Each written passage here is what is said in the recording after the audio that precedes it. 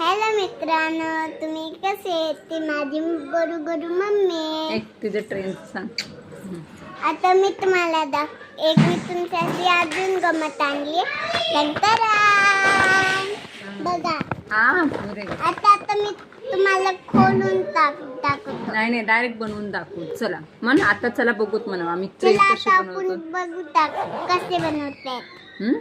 हा जिस रोज से देखा है उसको हम शमा जलाना भूल गए, दिल थाम के ऐसे बैठे हैं कहीं आना जाना भूल गए। अब 8 पहर इन आँखों में वो चंचल मुखड़ा